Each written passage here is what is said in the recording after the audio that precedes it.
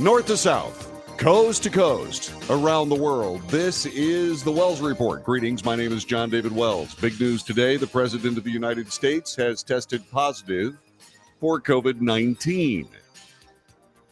During the daily press briefing, this was addressed. Let's go there and let you hear exactly what was talked about as we begin our Wells Report, the Wells Report, for this, the 21st day of July, 2021. As you all know, I received a letter from the President's personal physician this morning. We released it to you shortly thereafter in the interest of transparency. I have the letter here and I just want to read it through so we can get started, before we get started.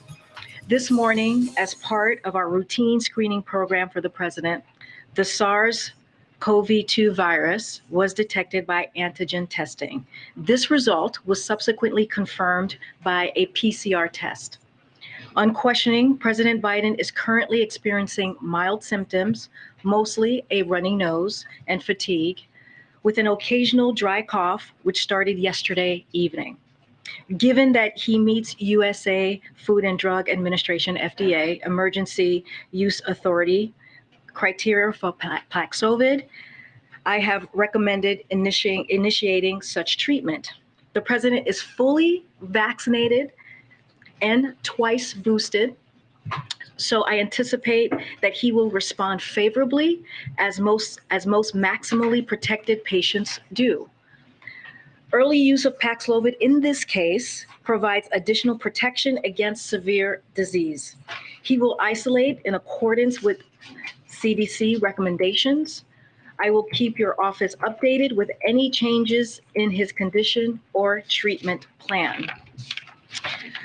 I also wanted to provide you with a brief readout of the President's activities today. The President has been working from the residence, like so many of us have during this pandemic, doing calls with senior staff, including the Chief of Staff, myself, and Dr. Jha, who's here with us. As we read out, the President also called Senator Casey, Representative Cartwright, mayors of Scranton, Mayor of Wilkesboro, and Representative Clyburn. The President also called a few of his cousins from Scranton who were set to attend today's event in Pennsylvania. And he spoke with Ambassador Giddenstein and Cornyn. You all have seen the photo he posted on and the video that was just released to all of you out of transparency moments ago. The President will continue to work from the residence. Today, as you all know, as I just mentioned, and as we sent out earlier, Dr. Ashish Jha, our COVID-19 response coordinator, is joining us today in the briefing room. And as I tweeted out earlier, Dr. Jha and I spoke to the President this morning, and he said he's feeling fine. He has a little dry cough, as I just mentioned from the doctor's letter, a little runny nose.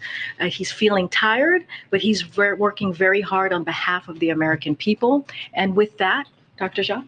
Sure. Good afternoon, everybody.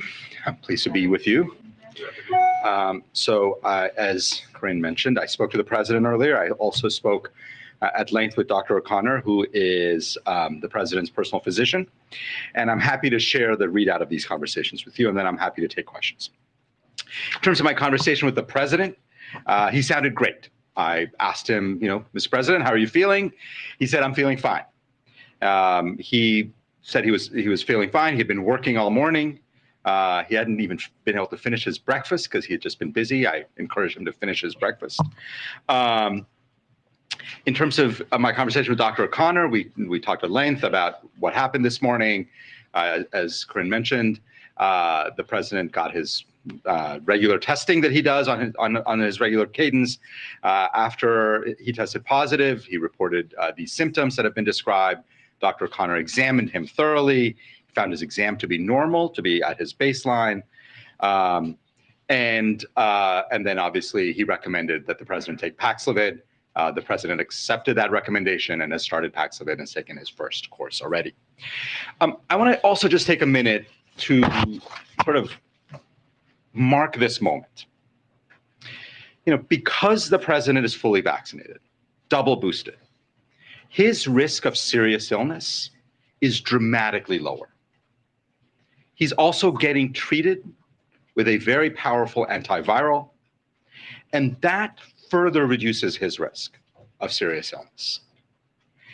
And it's a reminder of the reason that we all work so hard to make sure that every American has the same level of protection that the president has, that every American has the same level of immunity, and why we have worked so hard to make sure that people have access to life-saving treatments like Paxlovid. These are incredibly important things for the president to have. They're incredibly important things for every American to have. And we have worked very hard over the last 18 months to make sure we have plenty of vaccines, that we have plenty of therapies, that people can get tested on a regular basis, as the president does, because testing allows you to identify an infection early and get started with treatment early. And we all know from medicine that early treatment is always better. Let me also take a moment to talk about BA.5. If you've listened to me at all in the last couple of weeks, you heard me talk a lot about this subvariant of Omicron that is now 70–80% of all infections in the United States. It's a reminder to everyone, if you are over 50, the way I am, the way many of you might be, if you are over the age of 50 and if you've not gotten a vaccine shot in the year 2022, you need to go get one. You need to go get one now, because it will dramatically improve your level of protection, reduce your risk of having serious illness. It's the best thing that people can be doing. Let me just finish by saying, obviously we work hard to protect the president, make sure he's been vaccinated and boosted, has access to treatments. We also have been working very, very hard to make sure every American has access to the same things, because every American deserves access to the best vaccines, the best treatments, and they are widely available. And I want to use this moment to remind everybody of that and to remind everybody to avail themselves of that. Get vaccinated. If you have a breakthrough infection, get treated. It's the best thing you can do to protect yourself. Let me stop and take questions, and I know you will as well. We'll both take questions, but go ahead, Nancy. Thank you so much, Dr. Jha. Has the president been tested to determine which variant he has? Is it BA.5? And if so, what does that say about his prognosis? It's a great question. The virus has been sent off for sequencing. It takes usually about a week for that sequencing to come back. That's under normal circumstances. He's the president. The sequencing will get prioritized. So we should have an answer sooner than that. But you can't just tell from a regular test what kind of variant. So the sequencing results will be back at some point less than a week from now. And has the president had to halt any of his regular medications now that he's taking Paxlovid? And what are you doing to mitigate the risk from halting those medications? Yeah, so I had a conversation about this with Dr. O'Connor. There are two medicines he's on, Eliquis and Crestor, cholesterol-lowering medicine, and a blood thinner for his atrial fibrillation, both of which need to be stopped when you take Paxlovid. It's a very standard, common thing that we do when we give people Paxlovid. And you don't need to do anything in those circumstances. They both get stopped for the 5 days that he's on Paxlovid, and then they get restarted, and it's totally fine and pretty normal practice. Okay. Where exactly was the president infected? Where was he infected? I don't think we know. I certainly don't know if you have any thoughts on that. Look, I don't think that matters, right? I think what matters is we prepared for this moment. I think what matters is what Dr. Jha just laid out. If we look at where we were a year and a half ago, this is a president, when he walked in, one of his first priorities was to make sure we had a comprehensive plan to get people vaccinated. And so now today, look to today, more and more people are getting closer to having a more normal life. Vaccines are available. And as Dr. Jha said, if you have not gotten vaccinated, please do. If you have not gotten boosted, please do. These are treatments that are going to keep you safe. And I think that's what matters here, is making sure that we continue to do the work. And the good thing is that the president, again, has been vaccinated and double boosted. We know that rebound COVID cases have been a concern in some individuals who take Paxlovid. Are there any precautions you can take to try and prevent that? And how concerned are you that could potentially hinder his return to the office? It's a great question. So let me tell you what we know about rebound. So we've looked at the clinical data on this, because if you look at Twitter, it feels like everybody has rebound. But it turns out there's actually clinical data. If you look at major health systems that have given out Paxlovid to tens of thousands of people, rebound rates are around 5%. There are some studies that suggest maybe 7, 8%, some that say it's 2%, but it's in the single digits. So it happens, it's not that frequent. But here's the key point about rebound, which is when people have rebound, they don't end up in the hospital, they don't end up particularly sick. And the goal of Paxlovid is to keep people from getting seriously ill. And so it continues to work. His physician is in charge of taking care of him. Obviously, the president will continue to be monitored as he is, but the Paxlovid is working really well at preventing serious illness, rebound or no rebound, and that's why he was offered it, and that's why the president took it. And you mentioned the symptoms that the president has had so far: runny nose, fatigue, dry cough. What other symptoms are you looking out for at this point? Obviously, this is the beginning of this, and what would warrant hospitalization?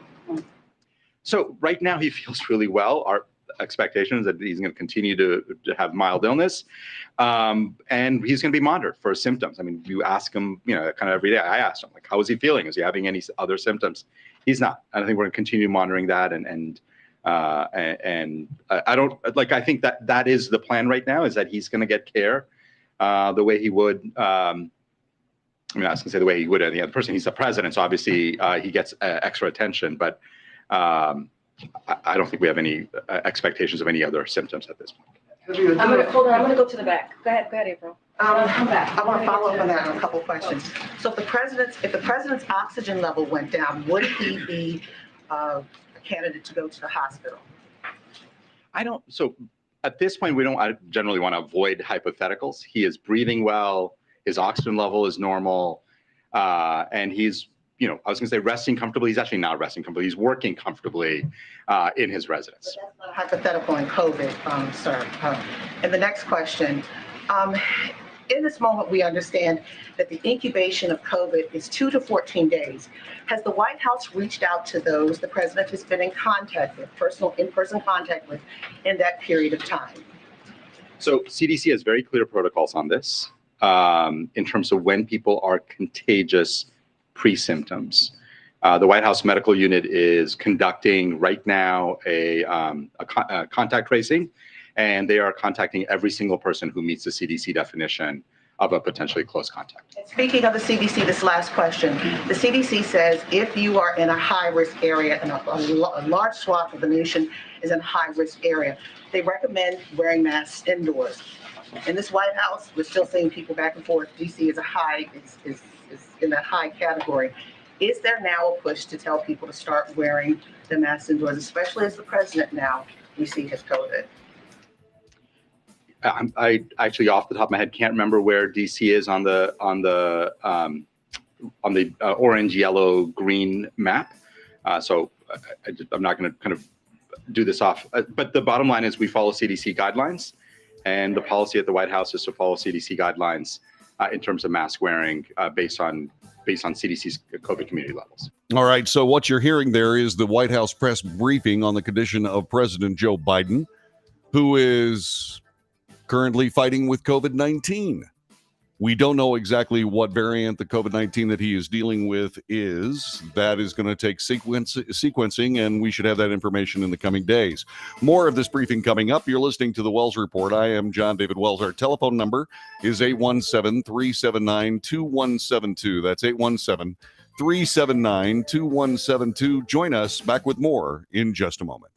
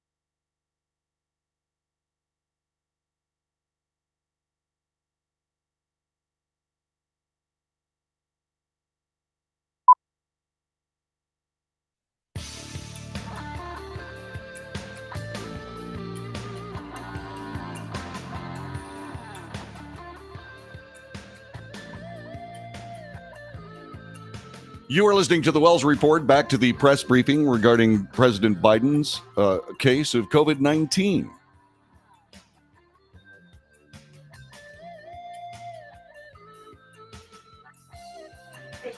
Will the president resume public events in 5 days if he tests negative, or will the White House be more cautious and have him isolate for 10 days? So the plan right now is to follow. It's actually, we do CDC guidelines, but we actually go beyond CDC guidelines. So he's certainly going to isolate for at least 5 days, and he will return to normal activities after he's had a negative test. I'm also curious, what precautions, we saw that video the president put out, what precautions did you take for the person who filmed the video? Yeah, I just want to touch on a couple of things. So, look, right now we heard from the doctor, Dr. O'Connor, his personal doctor, and he has mild symptoms, and he's continuing to continue to do the work of the presidency from his residence, and I think that's important. And to your question, April, every person reacts to COVID differently. So it is a hypothetical, right? We're going to keep an eye. The doctor is going to keep an eye on him. I think what's important, though, and I really want to take this opportunity to say this, and Dr. Jha said this as well, is that he is vaccinated and he is double boosted, which gives him protection, right? Which makes it puts him in a good position, just like every other American that he fought so very hard for, to make sure that we had a comprehensive COVID plan to get people vaccinated, boosted, and also Paxlovid, right? And so what we need to know is he has mild symptoms, and he is going to continue to do his work, as we've seen from the video. Ashley, I'm going to take your question right now. Look, in the video that you saw, there was his videographer was there with him, wore an N95 mask, had the appropriate distance, the 6 feet distance, in the same situation as well with the photo. And as you saw in the video, he was outside, so we did that outside. And with the photo, he took off his mask so that the American people could see him and see directly, see the work that he's doing, and that he's sitting at his desk continuing to do his work. But just wanted to give that. Go ahead, Dr. Jha. I don't know if there's. Yeah, go ahead. Can I ask whether there was any consideration given to other treatments other than Paxlovid, such as a monoclonal? It's been unclear how the two work together. There's more serious cases that get a monoclonal. Can you walk through that? I think there are two good choices for therapies. One or the other. I think there are two good choices. There are people who get both. I think this was a decision made by Dr. O'Connor in consultation with certainly the president, the patient. And I also know that Dr. O'Connor spoke with infectious disease experts at Walter Reed and at George Washington University. That was all part of the plan, by the way. We'd always sort of planned that if the president got infected, we would consult with experts. He did, and based on that, that was a recommendation that Dr. O'Connor made. And the president accepted that recommendation. Would that be an option if the case were to worsen?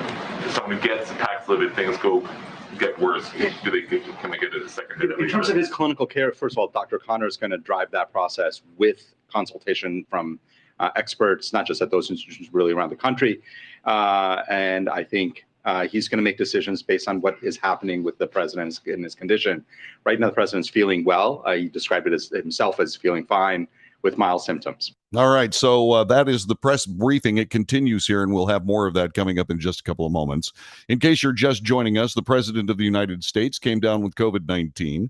He did address the nation from the Truman balcony in the White House. He said, "Hey, folks, I guess you heard this morning I tested positive for COVID, but I've been double vaccinated, double boosted. Symptoms are mild. In the meantime, thanks very much for your concern. Keep the faith. It's going to be okay."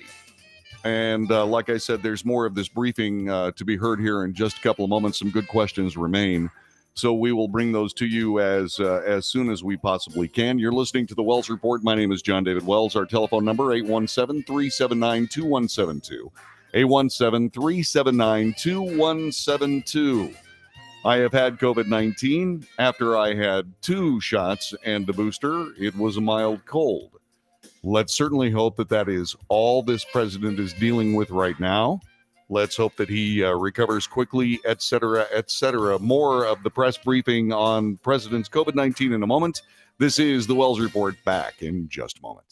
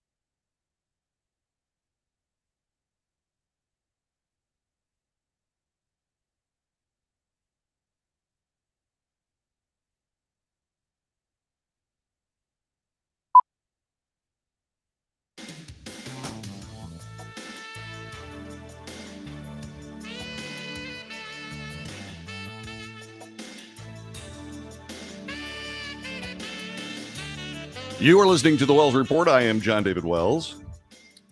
Telephone number is 817-379-2172. There are obvious questions that will not be asked in the White House press room today regarding the president's COVID-19. But here are some of those questions as we finish up our press briefing from earlier this morning on the Wells Report. We've seen with rebound cases, second courses of Paxlovid. Would the president, if he had a rebound case, in other words, tested positive after testing negative, get a second course of Paxlovid? A lot of hypotheticals there of lots of things that might happen down the road. I understand. No, it is hypothetical. The president feels fine right now. I don't think, I think we will cross that bridge if that happens. But at this point, really focus on just making sure the president continues to do well. And I'm sorry, just very, very quickly, you just to clear the timeline, you popped on a routine screening test and then spoke to doctors about his symptoms as opposed to saying, hey, I have symptoms, let's do a test. That's the order of things. He was scheduled to get his test this morning. It came back positive. And on questioning, as I understand it from Dr. O'Connor, on questioning, reported that, yes, he was having these mild symptoms. And just to add, you guys saw him yesterday. He was in Massachusetts, Somerset. He spoke for 20 minutes in 93-degree weather. It was incredibly hot. He was feeling fine. Where most of us were looking for water and trying not to pass out, the president was delivering remarks on a very important issue on climate change, as you all saw. I do want to add just that. As we've stated, Dr. O'Connor, you all will get daily updates from Dr. O'Connor and how he's doing. So just wanted to add that, and we'll just continue. Okay. All right. So that is the very latest story from the president regarding his COVID-19 from Fox News. Vice President Kamala Harris tested negative for COVID-19 this morning, according to a White House official. She was last with the president on Tuesday. President Biden tested positive for COVID-19 this morning, is experiencing mild symptoms. The White House official said that VP Harris tested negative Thursday morning and spoke with the president by phone this morning.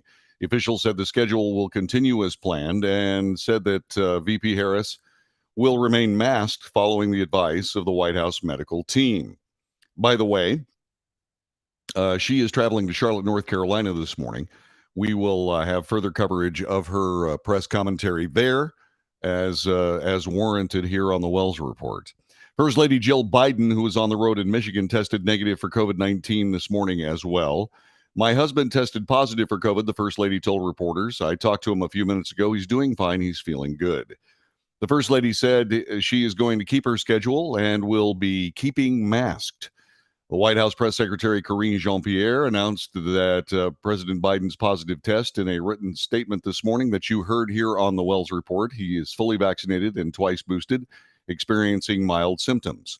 The president has begun taking Paxlovid and will isolate at the White House. That's an antiviral drug. He has to stop taking certain other medications because of the interactions between Paxlovid and those, a blood thinner in specific, having to do with the fact that antistatins, which is the group of drugs that will keep cholesterol down, will be held up. And he also is on a blood thinner that will be held up as well. But the doctors at this particular moment are only thinking that he will be on those for approximately 5 days. He's been in contact with members of the White House staff by phone this morning, will participate in his planned meetings at the White House and this morning via phone and Zoom from the residence. Consistent with White House protocol for positive COVID cases, which goes above and beyond CDC guidance, he will continue to work in isolation until he tests negative, said the press secretary. Once he tests negative, he will return for in-person work. So that's the very latest from what we have on the news media. Now, there are obvious questions that have to be discussed, and there are circumstances regarding those questions that likewise must be discussed. And whenever you're in a situation like this, you tend to be very, very careful about, jumping into hypotheticals. You heard the doctor earlier this morning talking about trying to keep away from hypotheticals in this. But there are hypotheticals that are out there. And let me just run a few past you for your comment at 817-379-2172. That's 817-379-2172. So As we know, unfortunately, in this particular circumstance of of our, shall we say, political / news media, we don't actually have the story. We don't have the story because the press is unwilling to actually report it, especially if there's anything that is negative toward the president. Now, also under these circumstances, we know what they're telling us, but do we know anything else? This is where things get just a little bit crazy. So, the president had been coughing and hacking during his Middle Eastern trip. That had been obvious. He'd done it on camera. He had to interrupt one of his comments because he was having a tough time. Now, I'm not saying that he had it then. I'm sure that if he did have it then he was probably well treated and so on. But he was having trouble, and I have personally noticed that with my own experience that you will test negative before you test positive, and that can go on for days. And remember, we're talking a couple of days from the time that he was starting to have trouble when he was coughing and hacking, although he's done that pretty much all of his presidency, that he was having more trouble with that than normal when he was on his Middle Eastern trip. Now, what's interesting to me is that after a trip of that nature, this is a rather handy circumstance for a president that has proven by the way they work through his day, that he works and is available and so on, and then he takes a couple of days off, or at least is out of the public eye for a couple of days. And I would suspect that this will give them a chance to work with the president and get him healthy first from COVID-19, if indeed, and he did test positive, but they're going to have to sequence it and so on and so forth. So there's more details on that will take a few days to figure out. But it is interesting to me that this comes at a time where the president can essentially take several days off to perhaps compose himself after the trip that he's been on. And that is something that did not escape my attention. Now, all that being said, I don't want to jump into the realm of Alex Jones and some of these other guys. I'm sure that that there are plenty of people that are thinking, I just don't buy any of this. Well, unfortunately, that's what happens when you have a mainstream media that has an 11% approval rating, the lowest in history, and could indeed go lower along with the president's approval rating. And so now you're in a position where the president is dealing with this, and it comes at an opportune time after a long trip, and it has been arduous. He's had 2 international trips and a domestic trip. And so he is in a situation where we have to look through any of this. Also, this is not the only health issue that he has been mentioning. He, in a very stunning statement, said that he had cancer the other day. Now, we don't know whether that was a gaffe or not. We have to reference the fact that the mainstream media is not really willing to, once again, give us any meaningful information on things along that line. There was a quick walk back from the White House, shall we say, mess cleaning crew. They said that he was talking about skin cancer, which he was diagnosed with earlier. And that might be what he was referring to, but I'm not exactly sure. There was some great reporting on Fox last night regarding a particular story he told about an oily windshield and so on while he was living near an oil refinery, which is now he wasn't there. But there was an oil refinery that he used to live in, and he said that there was oil on the windshield. Now, he had told that story before, but then attributed to the fact that he had asthma to that same story. And now this time the affliction has switched from asthma to cancer. Now, we don't know exactly what's going on there. All we can say that his son Bode died tragically of brain cancer. And there are symptoms involving brain cancer that the president has shown. And we're not sure whether this is cognitive or whether it's medical. And by the way, I am not a physician. I don't play one on the radio or on the internet. All I can say is I'm just relating to you the things that have been spoken about as I continually prepare this broadcast so that I can say things just like this. These are just snippets of information in a world where that's pretty much all we get. And we can't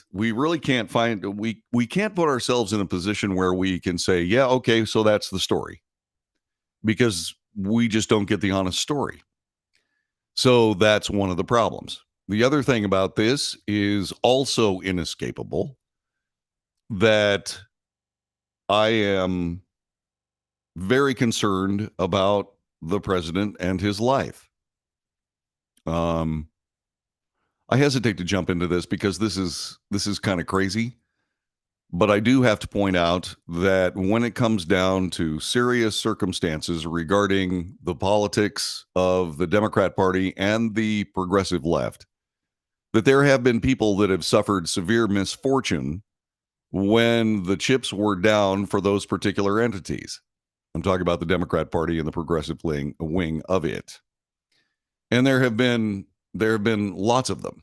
Michael Hastings was a reporter during the Obama years. Suddenly, for whatever reason, was in his Mercedes-Benz on Woodward Avenue in Los Angeles. The car accelerated to well over 100 miles an hour. It was a Mercedes-Benz and crashed into a tree, killing him. We also saw what happened to Jeffrey Epstein. We've seen other people in the past just simply lose their lives under somewhat odd circumstances. Now, once again, what would happen under these circumstances should the president's health take a turn for the worse? Well, there are some interesting things that you'd have to keep in mind. First of all, since this is before the 2022 election, the next president of the United States would be Kamala Harris. And because the president would not have made the first half of his particular term, then Kamala Harris would be able to not only run in 2024, but also run again and again. Now, I don't think she's up to the job, so I'm not really concerned about that. But this is unfortunately the state of play that we live in when we talk about these things. The question is, the president succumbs to COVID-19 at a very opportune time for the political fortunes of the Democrat Party. Now, I know. This is not something I trade in. You probably can sense my discomfort in speaking about it, but as a news professional, I feel like it is something that needs to be put on the table for whatever it's worth, and I certainly hope it's worth absolutely nothing. Absolutely nothing. From my own personal experience, I can tell you after 2 shots and a booster, when I got COVID-19, after all of that, which I was not real happy about, it was a mild cold, and that's all it was. Now, keep in mind, I hadn't had a mild cold in 15 years. You know, I take a flu shot every single year because I had the flu in 2007, 2008, and I swore I was never going to do it again. It was terrible. If it wasn't for Tamiflu, I am sure I would have perished. It was awful. I would just felt terrible. However, that being said, we still find ourselves in a position where I wasn't that sick. And he doesn't appear to be that sick either. Let's just pray that that's all it ever is. You know, people are very, very quick to jump on President Biden and say things that are unflattering. Many of these are deserved. But many of these things were known before he became the president of the United States. I said on this radio broadcast, this particular broadcast that we're currently involved in right now, I said that the man was a gaffe machine, that he was going to say incredibly weird things, maybe even things that could be categorized as dumb. But that being said, you know, that's a huge job with unbelievable stress. It is very, very difficult to do that job. And he is an elderly man. And what I'm trying to tell you is that I am hoping that he is able to at least finish up this portion of his presidency in fine style because the people of the United States, regardless of how you may feel about that particular election, the people of the United States had spoken. And he is the president of the United States, and he is our president. And that being said, we certainly wish the very best for he and everybody that's around him. Hopefully there won't be a wave of COVID that goes through the White House staff and the White House press corps, for that matter. But that is the state of play, and I put those things out there, and you can certainly feel free to criticize me for doing so. 817-379-2172. 817-379-2172. I am very uncomfortable with speculation when it comes to news broadcasting. That's why I've thrown so many disclaimers at you right now. But unfortunately, we live in a world where those things need to be spoken of. Back with more in just a moment.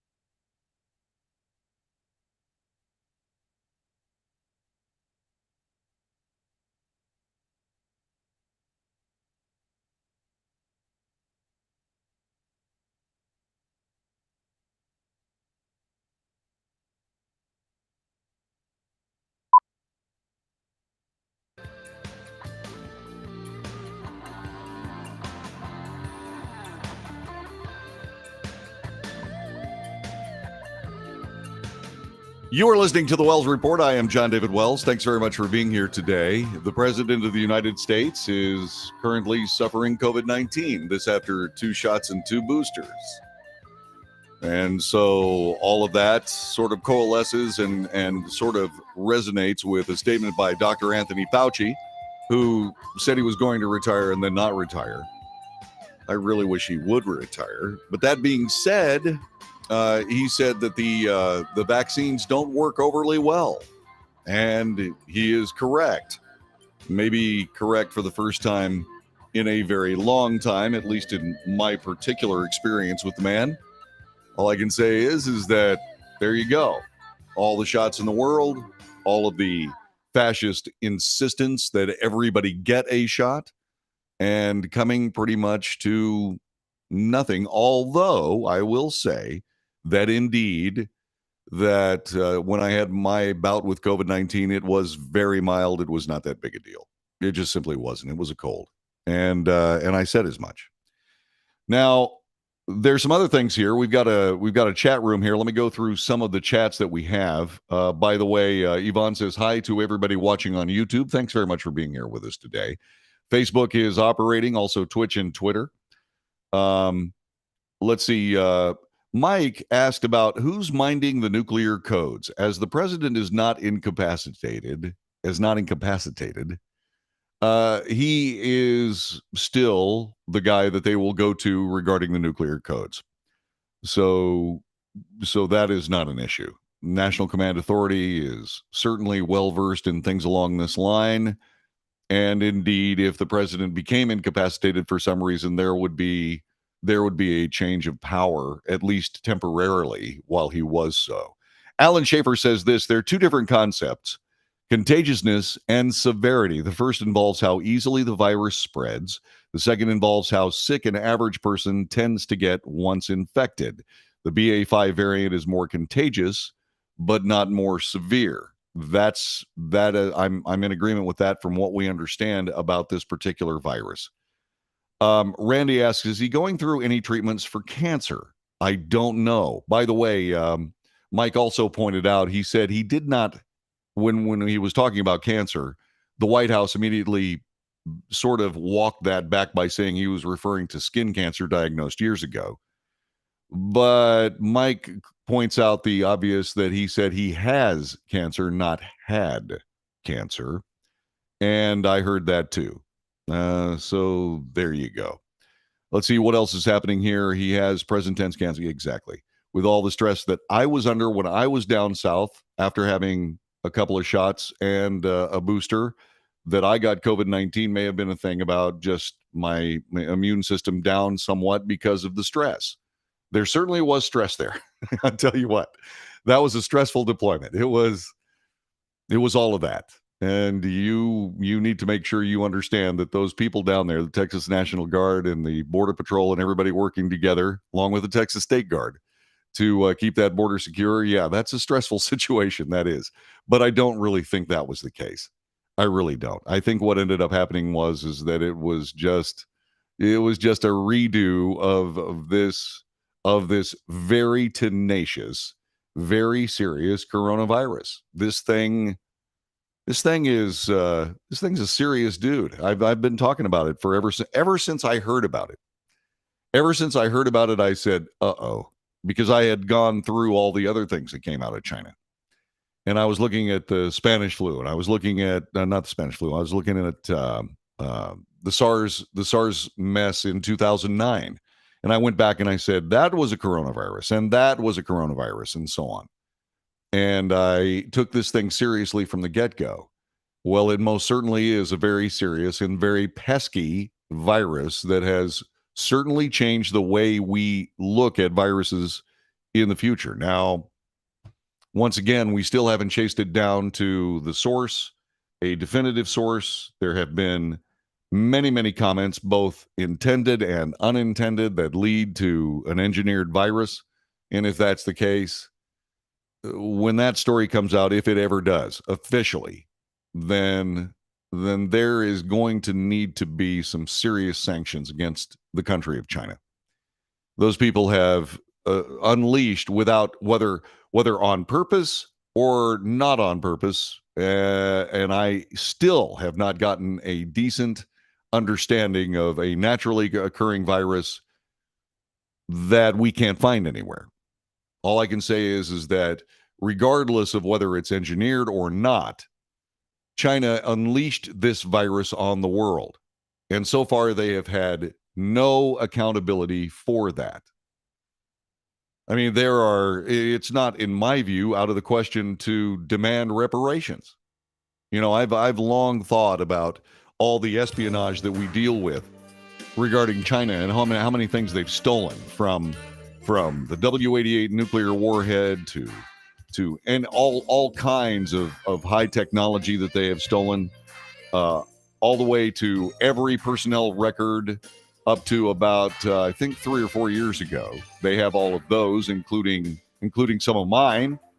And so what you end up with is a situation where I was really interested in charging them for that information. They also, by the way, got a computer program that can simulate from design through detonation a nuclear weapon all in the cyber world. And they got that from us. It seems to me that cost them about $1 trillion per espionage event. Then again, maybe I'm just grumpy. You're listening to the Wells Report. The end of hour number 1. Hour number 2 is on the way. Stay where you are. Back with more in just a moment. Once again, thanks very much for joining us. We'll be back. We've got some things, including approval ratings from Iowa for the president, next on the Wells Report.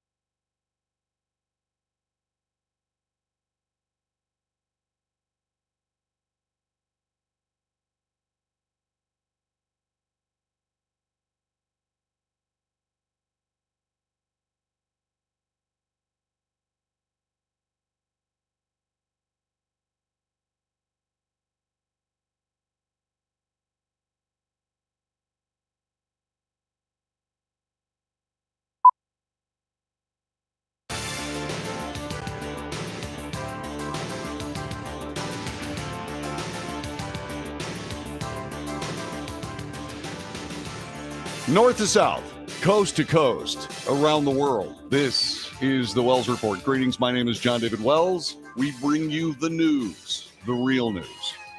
We analyze the news for fact. We draw attention between the news and the facts, and the gulf gets wider every single day.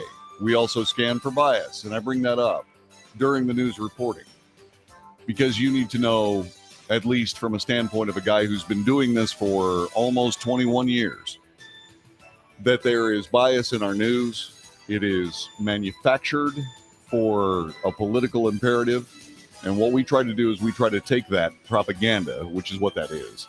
When you massage news for political purposes, it is propaganda. And what we do is we try to depropagandize the news. Now, then we make commentary. The commentary is just my opinion. It is not the news. I differentiate between my opinion and the news every chance I can. And then we have a debate. So if there is something going on that you disagree with, whether it's the commentary or the news, or whether you have a comment of any kind, two ways to do it. You can join us on the chat room. You can also join us. You can also join us on by phone, 817-379-2172, 817-379-2172. I try not to ever kick people when they're down, and the president having COVID-19 may be feeling worse than the disease that he has when he reads the news regarding approval numbers coming out of the state of Iowa from Fox News. President Biden hit another low record, a new record low approval rating among the voters of Iowa. It got down to 27%. I don't think I can remember a time ever when a president had that low of an approval rating anywhere. This according to a poll conducted in the 2024 state, the key state of Iowa. One quick little aside, why it is that we turn our political process at the beginning when it comes to choosing a president, for example, over to Iowa, I really don't understand that. But every year, like clockwork, there is a sequence of states that have their primaries. Sometimes they change, but I'm really not sure that we're well served by that. Don't get me wrong, I'm not besmirching Iowa. Iowa's a wonderful state. That's not what I'm saying. But I just don't believe that a particular state, one particular state, should be able to have so much sway over who eventually becomes a candidate for the presidency of the United States. I'll talk more about that coming up a little bit later on, but right now let's get back to the news. The Des Moines Register Mediacom Iowa poll revealed that President Biden's approval dropped 8% among Iowans since March, giving him the second lowest approval rating of any president in the state. 67% of voters in the Hawkeye State, over two-thirds, say they disapprove of the job he's doing. According to the poll, 32% of Iowans would rather see President Trump run in 2024 over President Biden. That is interesting.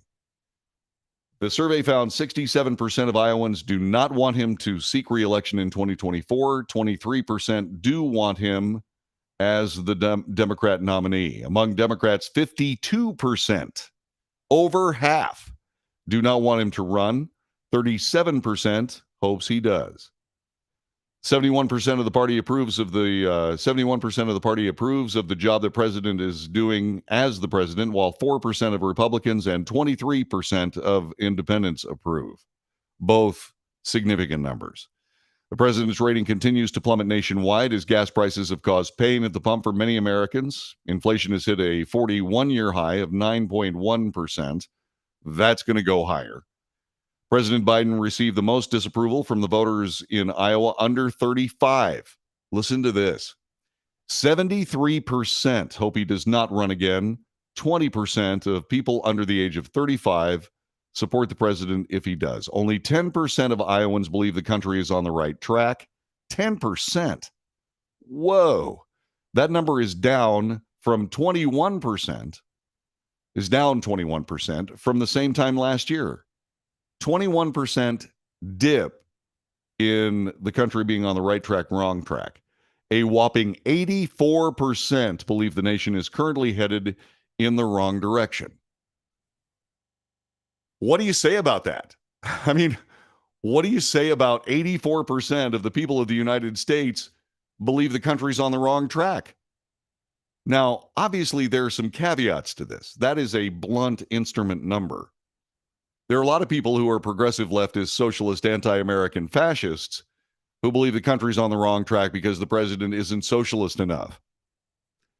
But I would say that the vast majority of that 84% simply believes the country is headed in the wrong direction, and they don't believe so because they want to change the country into the next failed socialist state. Among those who voted, the majority say they would likely lean voting Republican in the next election. Also a significant number. The unfavored president has not yet announced a bid for re-election in 2024, but has hinted at the endeavor. President Trump is also teasing a possible third bid for the presidency, with some speculating he will launch his campaign in the next few months. Yesterday, a Quinnipiac University survey found that President Biden's national approval rating dropped to 31%. That's an all-time low for his presidency. So the Iowa poll was conducted through telephone interviews from July 10th to the 13th with a margin of error of plus or minus 3.4 percentage points. But even if you give the president of the United States the benefit of the doubt that the term underwater barely, and I mean barely, works to quell the idea that this president is in serious political trouble among the electorate. Otherwise, elsewhere in politics, the House Judiciary Committee moved a bill banning assault weapons forward. It's unclear if the legislation has enough support to pass a floor vote. I'm not exactly sure that it will. There are a lot of people that are in the Democrat Party who will not support it. Among those, Jared Golden of Maine and Henry Cuellar of Texas. They've said they won't support the bill. Republican Representatives Chris Jacobs of New York and Adam Kinzinger of Illinois have said that they are open to voting for a ban, according to The Hill. That's the website, The Hill. House Democrats have a 4-vote margin.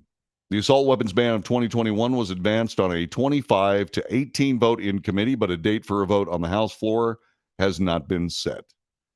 As this is a quote from House Judiciary Committee Chairman Jerry Nadler, the Democrat from New York.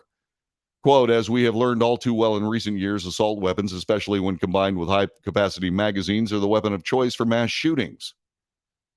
These military-style weapons are designed to kill the most people in the shortest amount of time. Quite simply, there is no place for them on our streets. Well, it depends on your point of view, sir. Ranking member Jim Jordan of Ohio argued the bill would take away upstanding gun owners' rights. Quote, the Democrats know this legislation will not reduce violent crime or reduce the likelihood of mass shootings, but they are obsessed with attacking law-abiding Americans and their Second Amendment liberties. Representative Matt Gaetz of Florida said it very simply, quote, they're coming for your guns, unquote. The bill, by the way, would make it a crime to import, sell, manufacture, transfer, or possess a semi-automatic assault weapon or a large-capacity ammo feeding device, according to the bill's summary. A few exceptions would be made. It would not include any firearm that is manually operated by bolt, pump, lever, or slide action. 2, permanently inoperable. 3, an antique. 4, a rifle or shotgun specifically identified by make and model. The bill was first introduced in March of last year. The legislation comes on the heels of the most sweeping gun control bill to pass the Senate in 30 years, following a series of mass shootings, including an elementary school shooting in Uvalde, Texas, which left 19 students and 2 teachers dead. President Biden, Vice President Kamala Harris have also been calling for an assault weapons ban. President Biden said this, assault weapons need to be banned. They were banned. I led the fight in 1994. Then, under pressure from the NRA and the gun manufacturers and others, the ban was lifted in 2004. And that 10 years it was law, mass shootings went down. That is under dispute.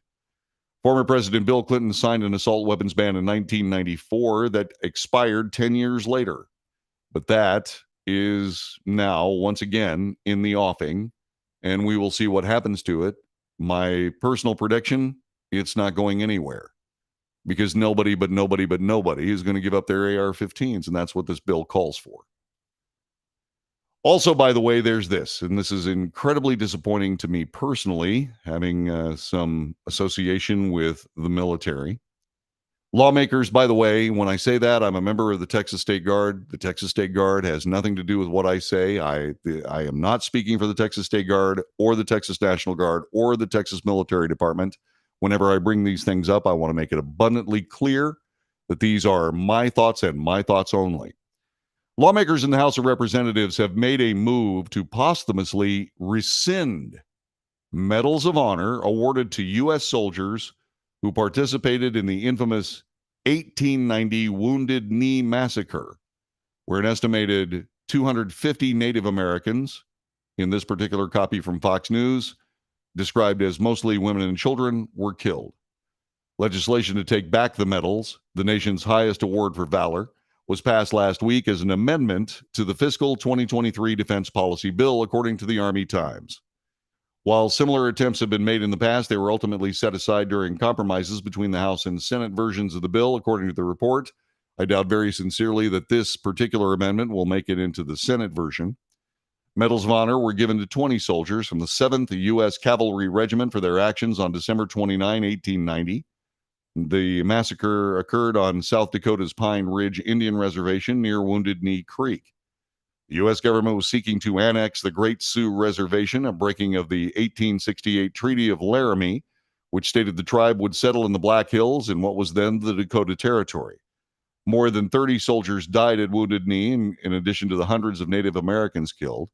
On Wounded Knee's centenary in 1990, Congress apologized for the massacre but did not revoke the medals. In 1996, the late GOP Senator John McCain, then the chairman of the Senate Committee on Indian Affairs, said the massacre did not warrant taking away the medals. I agree. It was not the choice of the soldiers who were receivers of the nation's highest military award for valor. It was not their choice to be involved in that particular massacre anyway. However, the circumstance is that it was a bad day for everyone, especially the Sioux Nation. The Sioux Nation was given that land in a treaty. If it was up to me,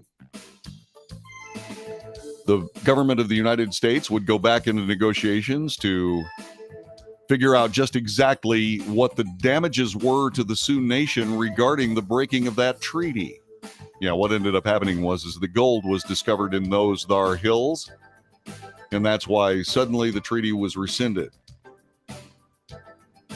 Yeah, I'm not a big fan of the way the government has treated our Native Americans in any way, shape, or form. And it's time for us to do something about it. It's time for us to do something about it. You know, I'm not into reparations of any kind, but I do have to say that the government of the United States, regardless of the political framework at the time, needs to keep its word. And our word was given on our behalf. It needs to be upheld. This is the Wells Report.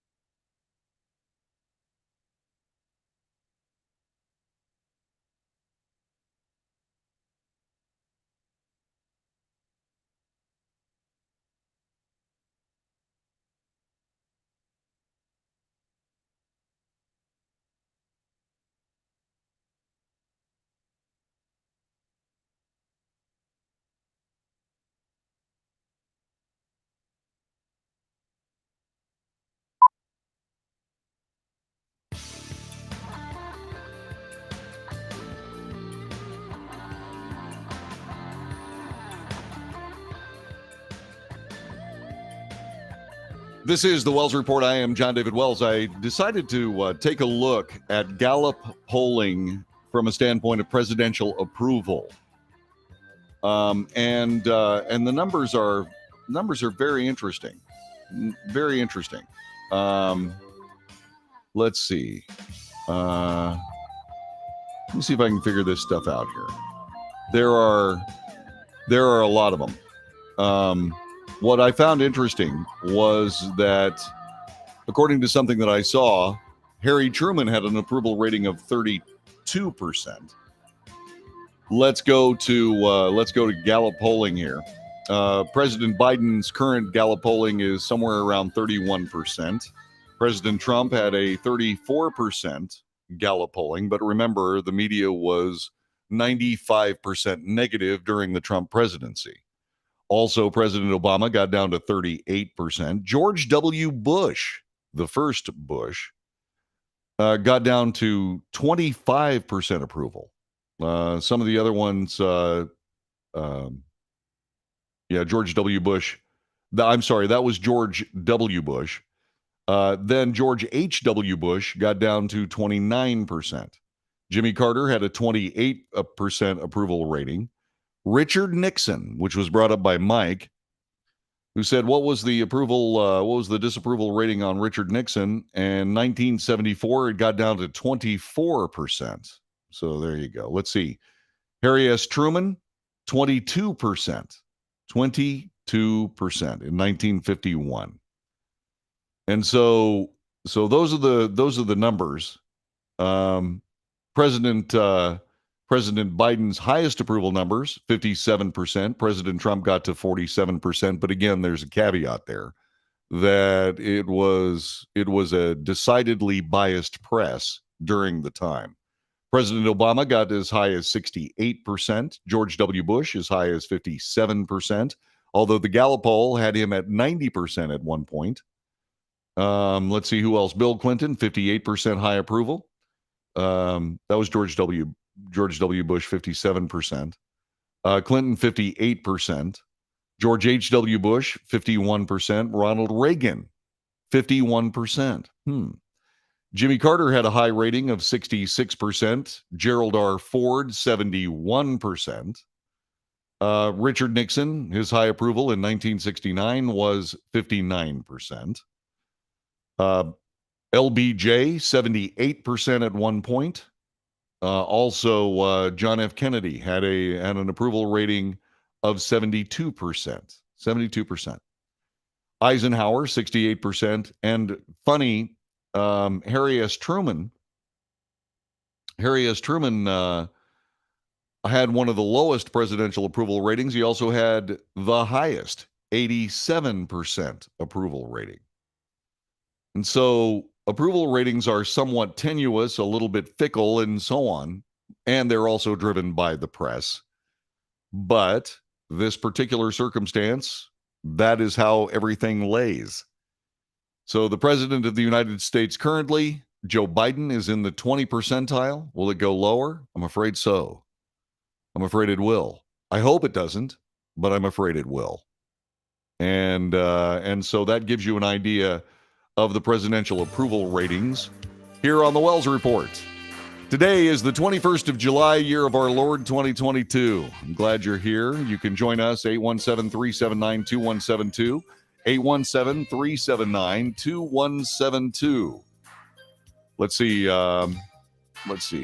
Amazing how FJB has eclipsed Jimmy and Billy C. and Barack Obama as the worst president ever in record time. Well, that's kind of a parsing of the statistics, but certainly President Biden has big trouble when it comes to the people of the United States. I think what's interesting to me is how many people in the Iowa poll don't want him to run. Also, how many people in the Iowa poll, 84%, believe the country's on the wrong track. That is eye-watering information. You're listening to the Wells Report. We'll be back with more coming up in just a couple of moments on this Thursday afternoon.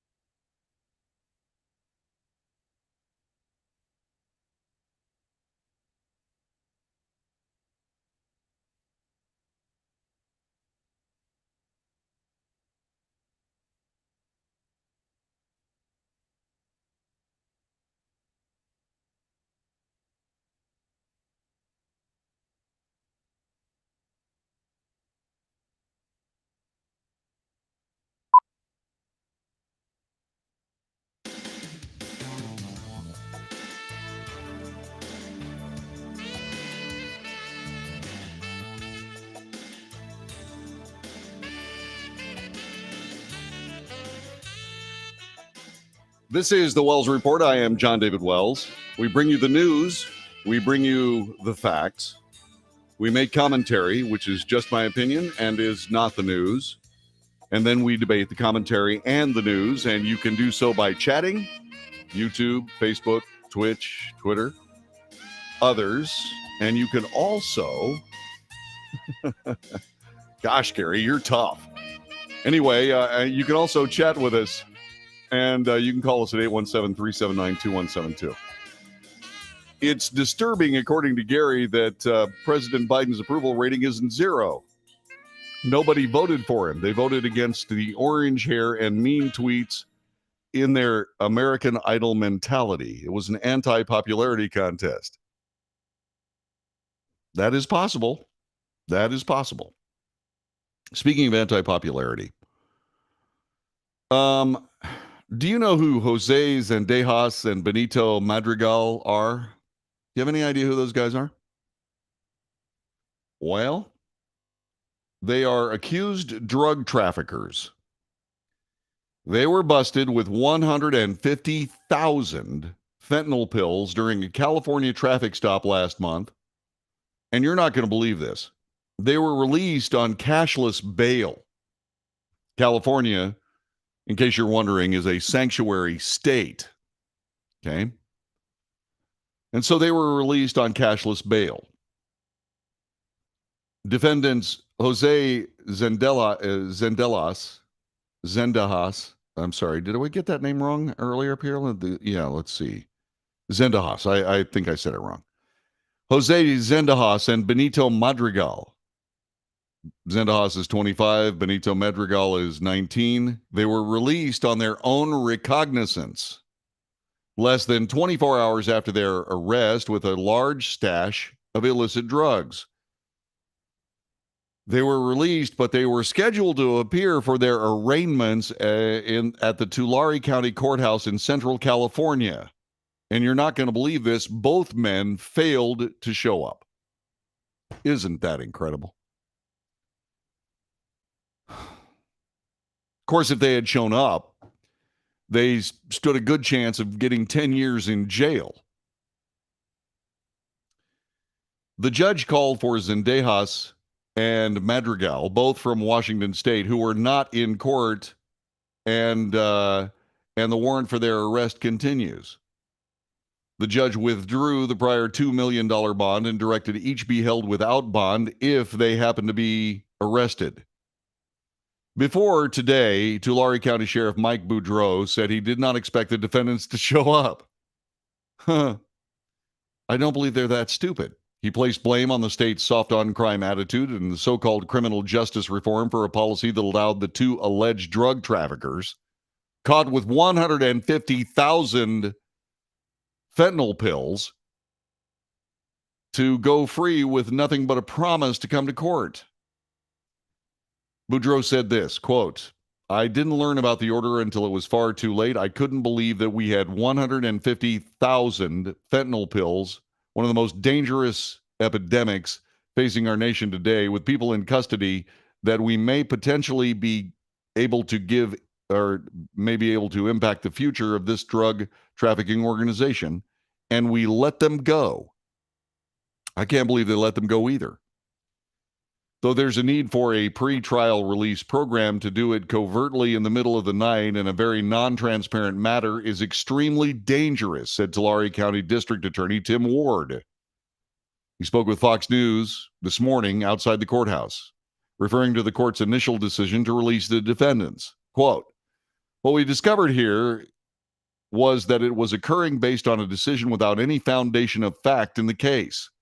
And I think going forward, I think everybody's realizing that's a mistake and should not continue."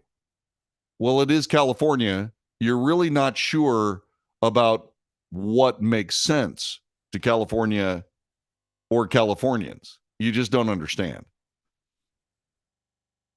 Ward continued, he said, "The problem is, once again, the legislature in the state of California are trying to go down a path. They're trying to go down some social experiment path born on the back of law-abiding citizens. I go out on a limb and I go out on a limb and say that these defendants had been subject to the $1 million bail that was in place when they were arrested and made bail based on that amount. They would have had some skin in the game, some financial obligation and motivation to return to court. I don't think that that's true either. I think that that's just a cost of cartel business. California Highway Patrol officers pulled a suspect vehicle over on June 24 at approximately 7:30 near Highway 99 and Tulare Avenue. Requested assistance from the Tulare County High Intensity Drug Trafficking Area Unit, which found 150 packages, each package containing 1,000 fentanyl pills. 2 kilograms of cocaine were also found during the vehicle search. They let these guys go on their own recognizance. By the way, in case you're wondering, it's only $750,000 worth of fentanyl. Zendejas and Madrigal were initially arrested and booked into Tulare County pretrial facility. Their bail was first set at $1 million based on the quantity of drugs seized, but the county probation department's risk assessment submitted to the county superior court classified the men as low risk. Low risk? Under what circumstances? They were both subsequently released on their own recognizance according to the Visalia Times Delta. In case you're wondering, neither the district attorney nor the sheriff said they were consulted on the release. Detectives later submitted an evidence report to the district attorney's office, which filed a 4-count complaint charging both men. The charges are 1 count of sale transportation offered to sell controlled substance, fentanyl, 1 count of transport for sale non-contiguous county cocaine with special allegations that the weight exceeded 1 kilogram, 1 count of sale transportation offered to sell controlled substance, cocaine, with the special allegation that the weight exceeded 1 kilogram, and 1 count of false compartment activity. During a hearing at the matter, Judge Nathan Leedy issued new arrest warrants for the men and set bail at $2.15 million ahead of their arraignment scheduled for Thursday. The defendants face 14 years in prison if convicted on all counts against them. But since they seem to have clean records, that may not necessarily get anywhere. In other words, they will probably go, if they're ever arrested, which I doubt, they will probably end up going for around 10 years, as I said earlier. So it's really, really strange, when you've got arch drug traffickers trafficking in a substance, and we don't know what the weight of the actual, how many milligrams of fentanyl were in each pill. But it only takes 2 milligrams to kill you. 2 milligrams. There have been people who have overdosed picking up currency on the street that were dusted with fentanyl. Goes right through your skin into your system. And they have overdosed on that stuff. It's a chemical attack because most of this stuff comes from China. It's amazing how ridiculous California can be when they really, really work hard at being stupid. See, we're not doing this right. We're not doing this right. The criminals are the problem. The criminals are the problem, not the general populace. It's just not the case. The police, the Justice Department, very rarely ever gets it wrong from a standpoint of at least having probable cause to arrest someone. The justice system works very well in most cases, and I'm talking well over 90%. But somehow in this particular state of being in the United States of America, these criminals are simply being mistreated. They're simply being mistreated, and the society is wrong. The society is not wrong. Well, I don't know where this thinking comes from. If you can help me with this, by all means, please do. Telephone number 817-379-2172. Somebody's listening to this broadcast or watching this broadcast in California. I'm sure somebody who actually believes what I'm saying or believes what I'm saying is wrong can explain it to me. I would really love to hear from someone who believes that these people were low risk. I would love to talk to the probation folks because I just don't believe they have any business in their job. Do you? I mean, that's what you do for a living, right? You're trying to tell me that guys who are busted with $750,000 worth of fentanyl and cocaine can be released on their own recognizance? They're trustworthy enough to be allowed to just hit the street? No cash? What are they, stupid? What is this? How did we get here? Well, it keeps coming back to that problem that I keep pointing out, and that is we are electing the wrong people. Continually electing the wrong people to make way too important decisions. They're not up to the job. They're simply not. And they talk about how what we need to do is common sense this and common sense that. Well, okay. There is no common sense here. There's no common sense. They say these guys are from Washington State. Are they even citizens? Do we happen to know what their actual immigration status is? I'm betting that they're not legal citizens of the United States. Why do I say that? What information do I have? Logic. You see, when you start reading a lot of news, and I realize this is Fox News copy, but still, they're not immune from it. When you read an awful lot of news, not only do you pay attention to what's in the news article, but you also pay attention to what's left out. Why would that be left out? Well, because if they're American citizens, it doesn't matter. Really? You're sure? Now, we don't know whether these guys are arch drug traffickers because you're still innocent until proven guilty, even though they were caught red-handed with this stuff. But you still have due process. But I guarantee you that somebody well beyond them is making money on a stash this big. Now, they may have lost the product, but that's okay. The Chinese will make more. But I'm reasonably sure that these guys, especially if they are not legal citizens of the U.S., are currently in Mexico saying, wow, that was a close one. Are they going to be able to come back to the U.S.? Probably. They're probably going to be able to come back to the U.S. And they probably won't be arrested or not even found. Or they'll come back with an alias and all the appropriate identification. And because of our lax border policies, they'll probably just drive right through. How many times have you heard stories of illegal immigrants being deported time after time after time because they keep coming back? The answer is we don't hear about that enough. We don't hear about these people that are just hop, skipping, and jumping into the United States to do all manner of terrible things, and what ends up happening is they seem to elude the accountability that is most assuredly something that should be visited upon them. And then just to release them.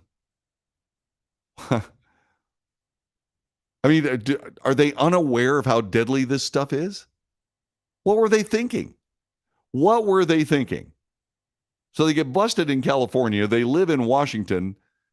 Is it too hard to figure out that they went to the border, got themselves the fentanyl, and were driving home when they got stopped? Is that too hard to believe? So they were trying to import $750 million worth of, $750,000 worth of fentanyl into Washington State. That's probably enough fentanyl to kill everybody in the state. And they were let go because, well, they're low risk. Yeah, they're low risk, all right. Low risk. Good heavens. It's hard to believe. It's hard to believe that just how far the poisoning goes. I'm not talking about fentanyl in our food supply or fentanyl in our currency or fentanyl in our neighborhoods. What I'm talking about is about just how ridiculous it is that we don't actually do something about it. We don't do something about it. If you get busted for weight of fentanyl, that should be all but an open and shut case that you go away for 20 years and you stay there. No parole, 20 years. But for whatever reason, no, we're just a terrible society and these guys are being victimized by it. Wrong.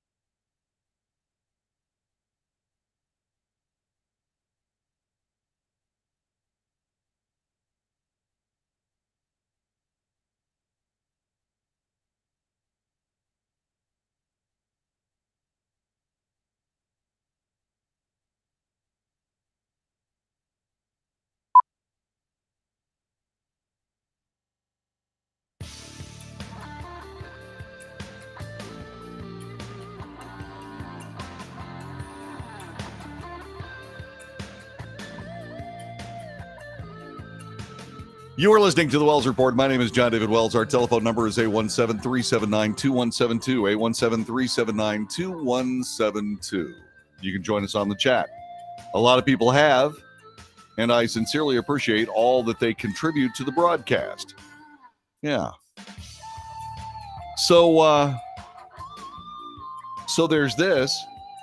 Remember the hue and cry over the Supreme Court reversal of the 1973 Roe v. Wade decision, which was based on the fact that the original Roe v. Wade decision was not something that should have been passed in the first place. Remember that? Remember how it was going to be just terrible and there would be rocks falling from the sky and everything would be terrible and women would be subjugated forever? According to USA Today, following the Supreme Court decision to eliminate the constitutional right to abortion, it did nothing of the kind. It eliminated an ill-advised decision by the Supreme Court, which is absolutely, provably unconstitutional. That being said, following the Supreme Court decision, a lot of media users, social media users, started claiming that Planned Parenthood shut down clinics across the country. Why are Planned Parenthood clinics closing all over the country? That was a now deleted June 24th tweet that garnered more than 10,000 retweets and 50,000 likes within 1 week. A June 24th post with a screenshot of the tweet accumulated more than 1,000 reactions and 200 shares. Other versions of the claim have garnered thousands of reactions on Facebook. You could see as how people would be duped by something like this, but as it turns out, no Planned Parenthood clinics have closed since the Roe v. Wade decision. None. Some Planned Parenthood clinics suspended abortion services in certain states. USA Today found no evidence of mass closures of clinics. A spokesperson for Planned Parenthood told USA Today the clinics remain open and are providing a variety of healthcare services in states where abortions are now illegal. USA Today reached out to the social media users who shared the claim for comment. Nate Pickowitz, who posted the original tweet, said he deleted it after he was unable to confirm the claim about the closures being accurate. There have been no closures of Planned Parenthood clinics since the Supreme Court overturned Roe v. Wade, according to Gloria Martinez, a spokesperson for Planned Parenthood. Planned Parenthood health centers across the country will continue to provide the full range of high-quality, affordable sexual and reproductive health care services, even at health centers that are forced to deny abortion care to patients in need due to their state's legal landscape. So I'm still trying to figure out where the disasters are after this particular decision. They seem to be self-generated by the left, and they seem to be self-inflicted wounds at this point. Planned Parenthood health centers have closed in the past because of a lack of funding. Planned Parenthood announced June 12th, 2 weeks before the Supreme Court abortion decision, that 5 clinics in northern New England were shut down in the wake of COVID-19. Ongoing political attacks, staffing shortages, increased costs, and fewer funding opportunities. It's really hard to get back to the good old days when Planned Parenthood workers could look forward to an opportunity of driving a Lamborghini. Yeah. Planned Parenthood clinics no longer provide abortion services in states with trigger laws. Those are laws that went into effect when Roe v. Wade was overturned, outlawing abortion in some or all circumstances.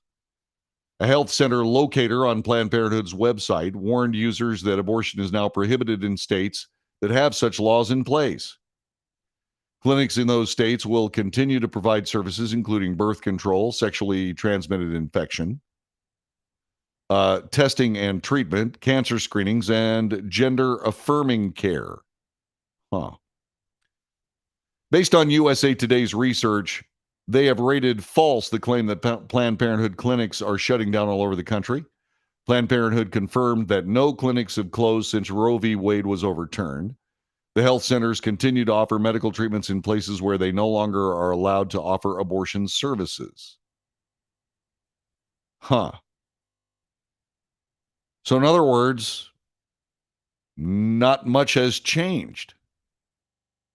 Planned Parenthood is still in business, unfortunately. So they're still in business. So add that to the list of things that are non-horrifyingly terrible outcomes of what was a very important, very logical, very constitutional decision by the Supreme Court of the United States. I believe, by the way, that maybe what we're going to find here is we're going to find that this will settle out in reasonable, and the emphasis on the word reasonable, to the reasonable sensibilities of the people involved in all 50 states and 7 territories. I'm sure this is going to settle out just fine. I'm also sure that those people that are worried about contraception, that's not going anywhere. And gay marriage, equally not going anywhere. Now, the laws, the Supreme Court decisions may return that to the states, but I don't see the states changing any of that. Do you? I don't think so. This is the Wells Report, back with hour number 3 in just a moment. Thank you much. Back in a little bit.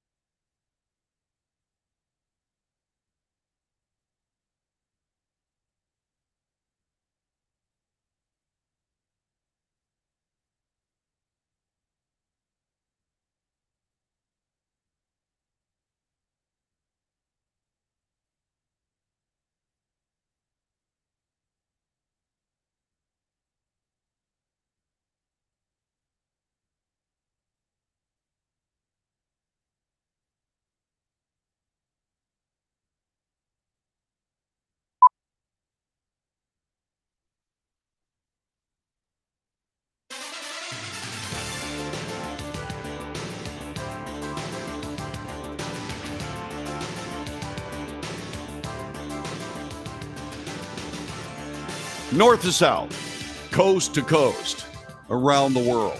This is the Wells Report. My name is John David Wells. Every day, for 3 hours, every single day, well, Monday through Friday, we come to you with the news, the real news. We sift the propaganda aspects out of the news and attempt to depropagandize it. That's a tough job. It really is. We report the news. We analyze the news for fact. We report the facts. And yes, I will point out the difference between the facts and the news. And I'll also point out bias. All the news that we have is biased for some reason or another.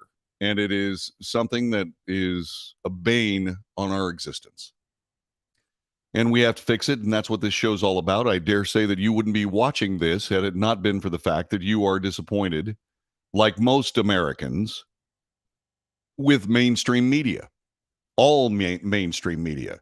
Down to 11% approval among Americans. 11%. That's the lowest it's ever been. Clearly, there needs to be a change. Hopefully the Wells Report is, at least at some level, an agent of that change. My wife is a Democrat. She's not a leftist. She's a Democrat. Big difference.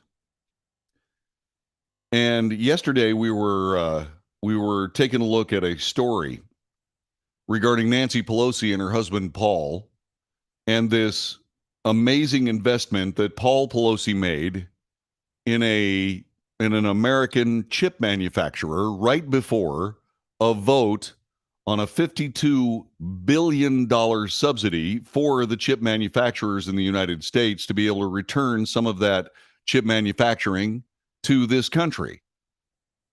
This is not just a good idea. It is a national security issue. Fox Business reports it this way. House Speaker Nancy Pelosi said her husband, Paul Pelosi, never made stock purchases based on information she gave him. More about that in a moment. Fox News Digital asked the speaker if her husband ever made stock purchases or trades after hearing about the financial goings-on of Capitol Hill. Pelosi said no, absolutely not.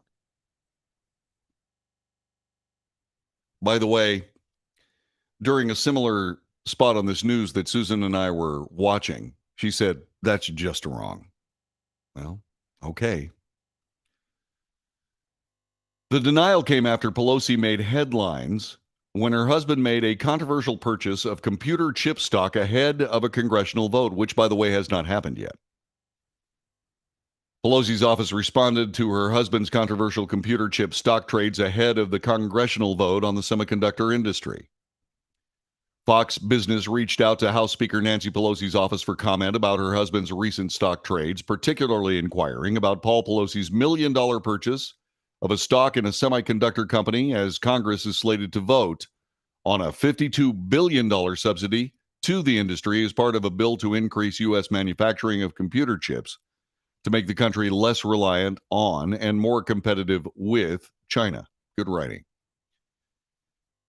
Here's the quote. You may have heard me report this before. Quote, the speaker does not own any stocks. As you can see from the required disclosures with which the speaker fully cooperates, these transactions are marked SP for spouse. The speaker has no prior knowledge or subsequent involvement in any transactions. This is according to Drew Hamill, Nancy Pelosi's spokesperson. Regarding proposals to ban trading by members of Congress, Hamill said there are at least 3 proposals introduced in the House in this regard. The Speaker has asked the Committee on House Administration to review them. The Speaker believes that sunlight is the best disinfectant.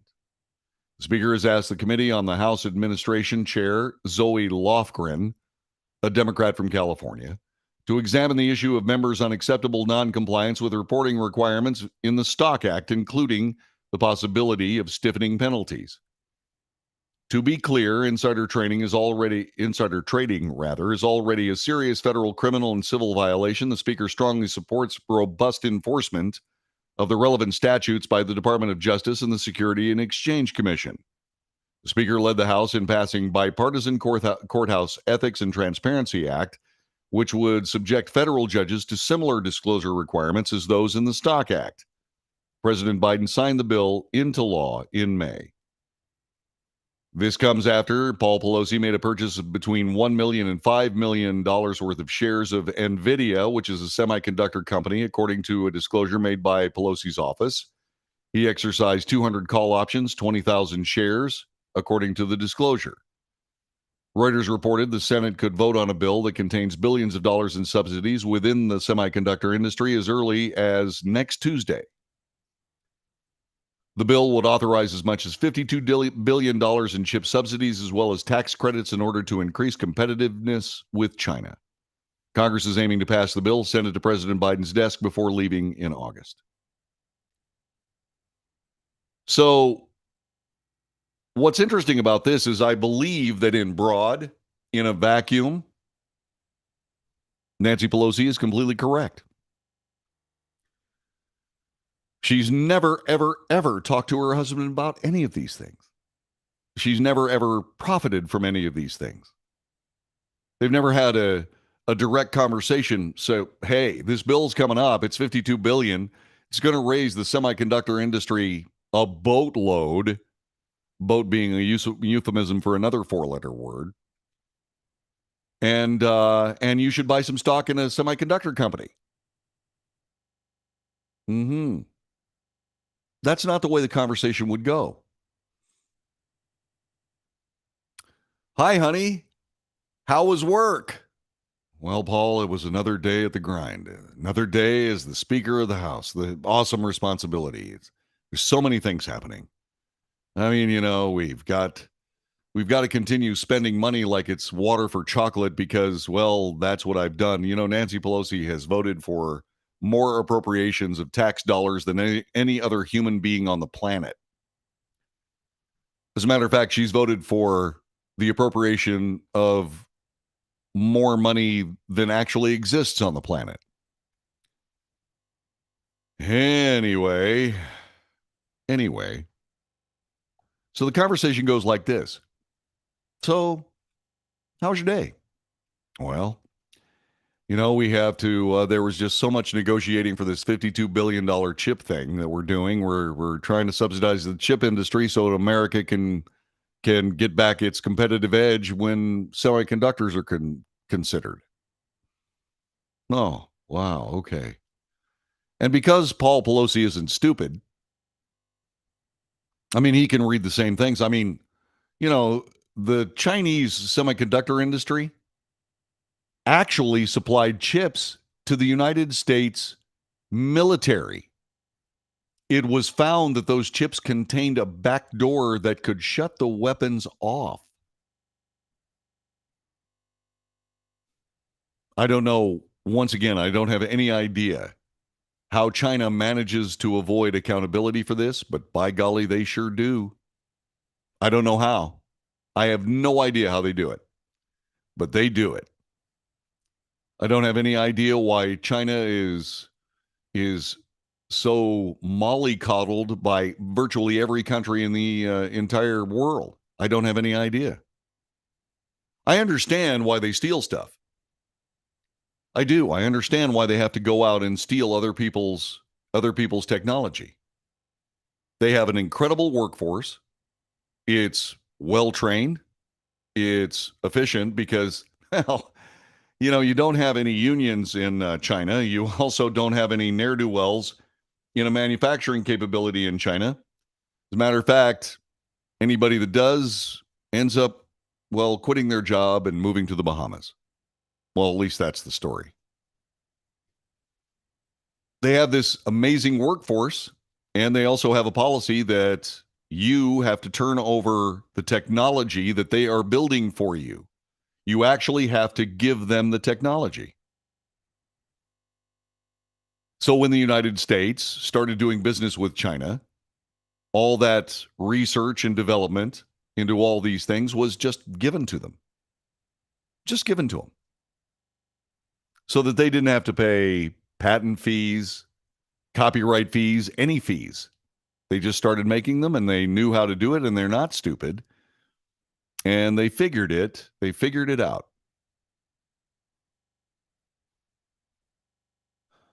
And so now what we have is we have this need to create chips in the United States for United States business.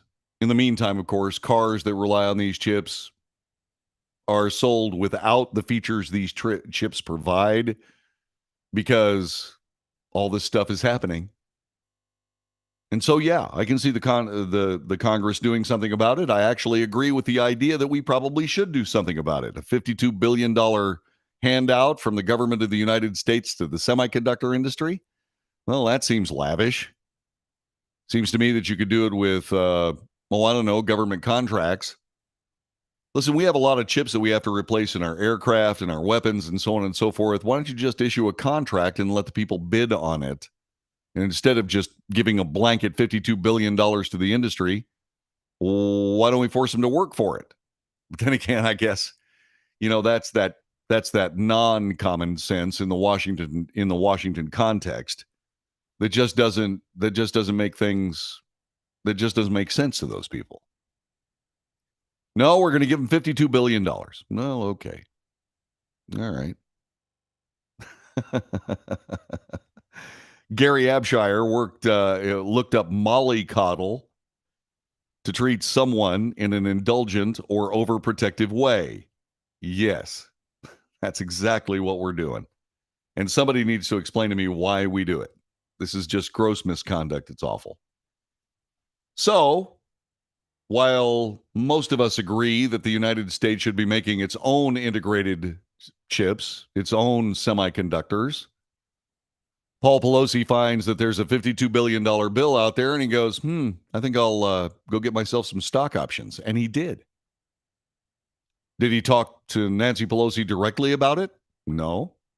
Honey, you suppose I ought to do some insider trading with the information that you just gave me and maybe make us our next house payment? By the way, living in San Francisco, really expensive. Really. So I'm sure that conversation never took place. So on the very periphery, on the very tenuous capillary action of the fluid of this kind of grease, yeah, Nancy Pelosi hasn't had a conversation like that. But that doesn't mean that her husband can't listen to what she says. And it also doesn't mean that those investments, which will pay off handsomely for the Pelosi family, it doesn't mean that that payoff will not benefit her as well as her husband. I'm telling you, we got to stop this. You cannot be a foreign agent after a congressional career for, I believe, 5 years. Maybe 3 years, but I'm sure it's at least 3 years. What we may have to do is we may have to just say, no, you don't get to invest in anything that might be associated with bills being paid, bills being, shall we say, voted on or passed by the United States government until 3 years after your final term. That would be a law that I could get behind. How about you? Back with more in just a moment.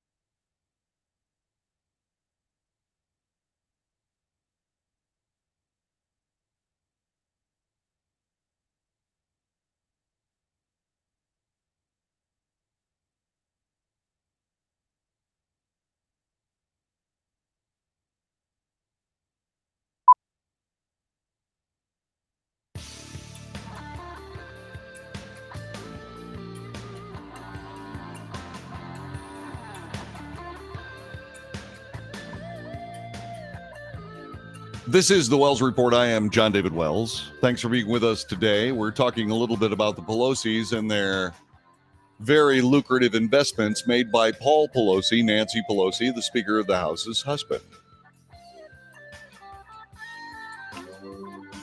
And this, I don't want to say it this way, this charade that we are parading in front of you as news, it's not, the actual news is not a charade.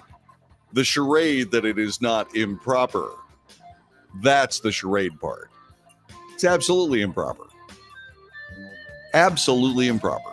Whatever happened to that phrase? What did they used to call it? You cannot commit crime or even have the appearance of committing crime. Where did that go?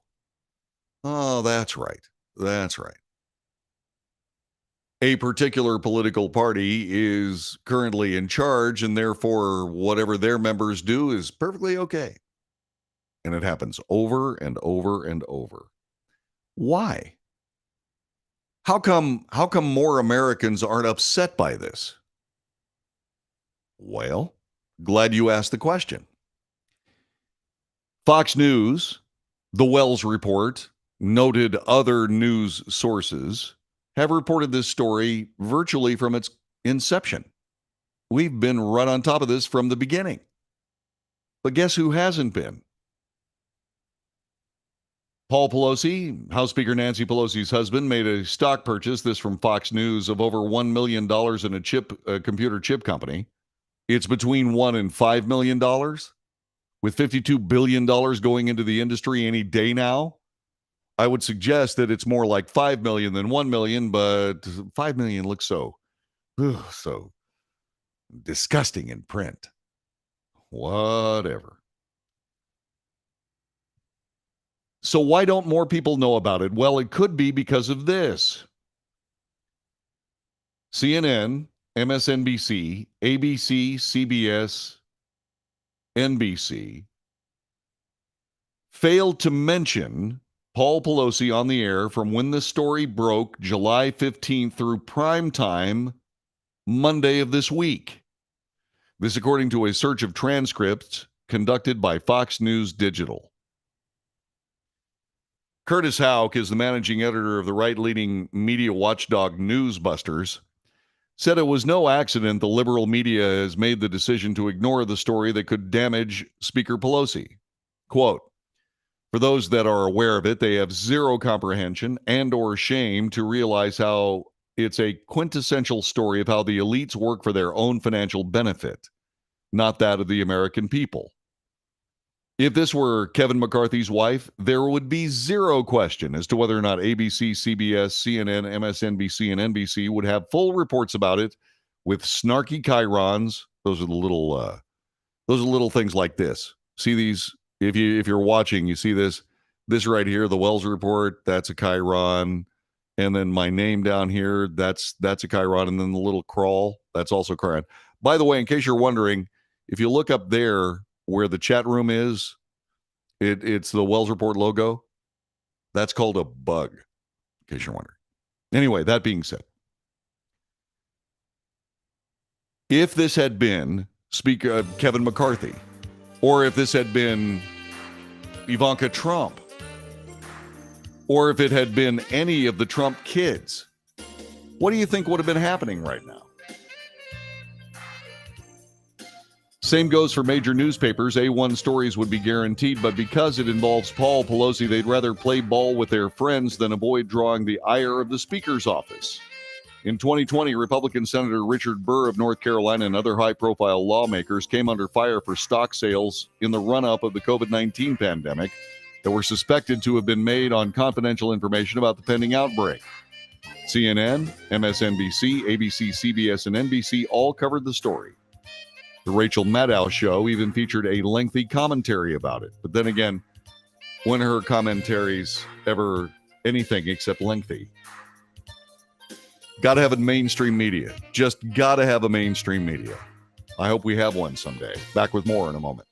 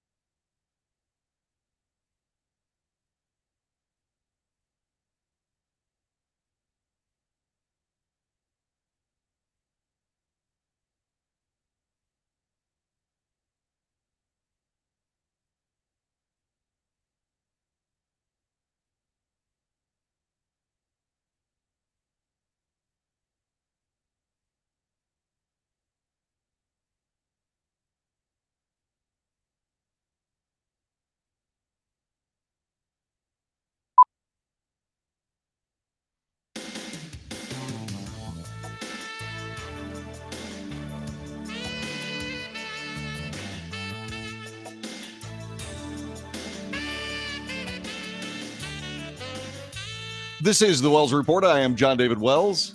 It's Thursday. For you TGIF fans, sure happy it's Thursday. This is the longest work day of the work week, don't you think? Yeah, I think so. Yeah, because Friday goes pretty fast. You know, a lot of people are able to get their work done for the week, you know, on days like this.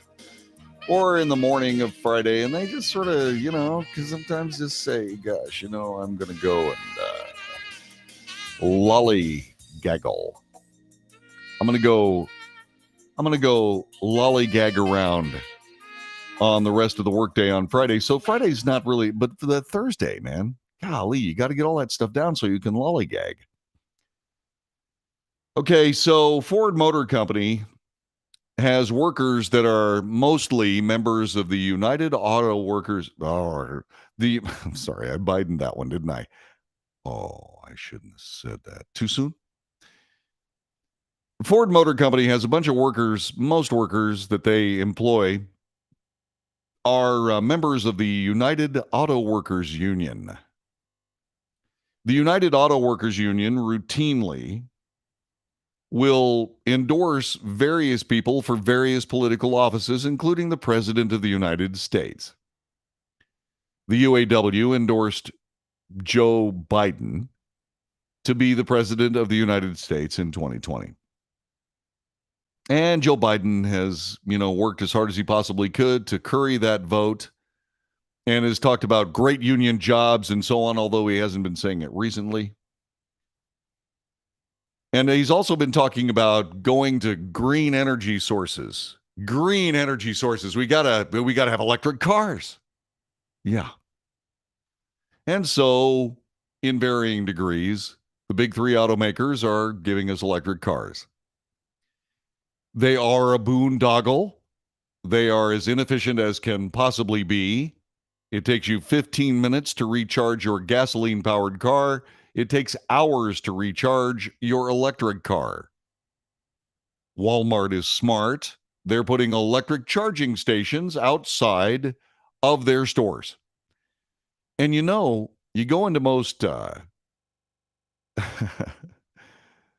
Walmart stores and you can pretty much do anything you want to do in a Walmart. I mean, well, aside from the obvious social misconduct. I'm not talking about that. I'm talking about if you want to get something to eat, you can go to the McDonald's that's there. And if you got a haircut that you got to get, well, you can get a haircut. And since you were just at Walmart day before yesterday charging your car again, you know, that could probably get, that could probably get old. I don't know that I could possibly spend 5 or 6 hours, as Mike Renwee points out, because it takes about that long to charge your car. I don't know that I could spend that long in a Walmart. But Walmart puts those out there because they're smart and they're saying, gosh, you know what? While they're charging their cars, we got them. And that's true. Most Walmarts are not union shops, but Ford Motor Company is. Where is all this going? From USA Today, Ford Motor Company is getting ready to eliminate up to 8,000 jobs, good-paying union jobs too, in the coming weeks. And what are they going to do with the money? What are they going to do with the money they save? That's right. They're going to use it to fund their push into electric vehicles. Unbelievable. Unbelievable. Yeah, Mike Renwee. Wow, big surprise. Yeah, so this push toward green energy has just cost 8,000 UAW workers their jobs. Will the union hold them accountable for losing 8,000 dues-paying members of their union? Probably not. Why? Well, because the UAW no longer actually represents auto workers. They represent themselves. The auto workers just pay them their money. Now, they do get something out of it. They get pretty good jobs. They get pretty good jobs and they get pretty good wages. They really do. Auto workers make a lot of money. But the thing about it is that they also have to give some of that money back. Now, in any other business enterprise, that would be called a kickback. But I suppose that if you're able to, rely on the union leadership to negotiate your next contract, et cetera, it might be worth it. But those dues do not go into important things the union should be doing, like supporting their workers, educating their workers, being focused on their workers. They're focused on politics. And don't get me wrong, some of that's really important. Some of it is really important. I mean, if you're a Ford Motor Company, you kind of sort of need to have friends in Congress. You really do. And I understand some of it. All of it? Not so sure. So Ford Motor Company is laying off 8,000 workers to fund a push into electric vehicles. Now, this is being reported by Bloomberg, right? So keep something in mind. Bloomberg is also a propaganda outfit for the Democrat Party.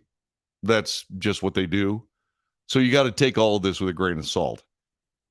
Bloomberg, citing unnamed sources familiar with the plan, said yesterday the cuts will come largely in the newly created Ford Blue unit that produces gasoline-powered vehicles, as well as, quote, other salaried operations throughout the company. The plan has reportedly not been finalized. Details may change. See what I mean? The news comes on the heels of Michigan giving the automaker, Ford Motor Company, a $100 million tax-funded incentive package as a part of a plan to create new jobs in the state.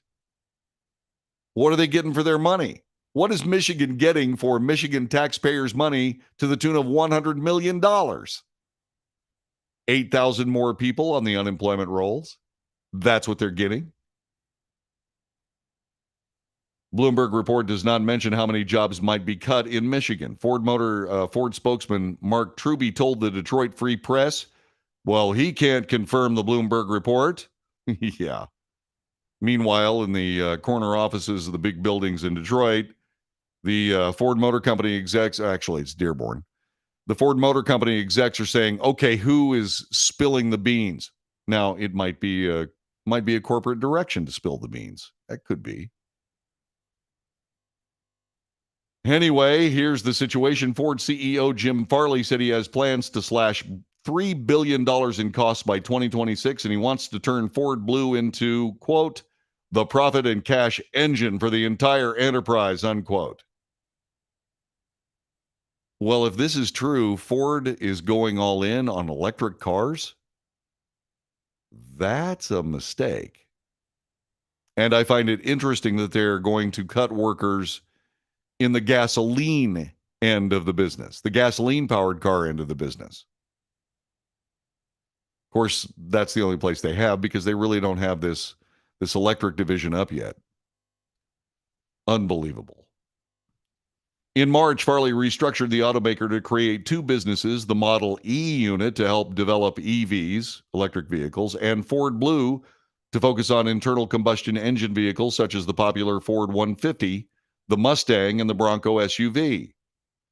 Now that Mustang, they've got an electric version of the Mustang. You know what it looks like? Not a Mustang. It doesn't look like a Mustang.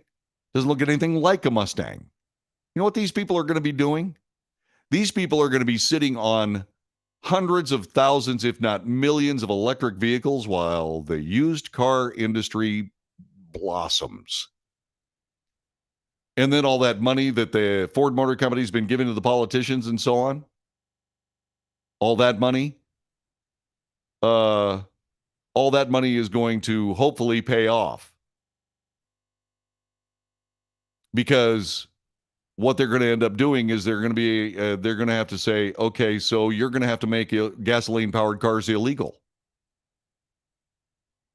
You don't think that's coming? Buckle your seatbelts.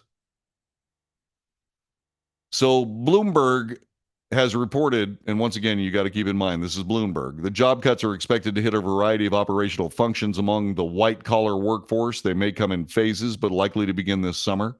The majority of the cuts are expected to be in the U.S., where Ford employs 31,000 salaried workers.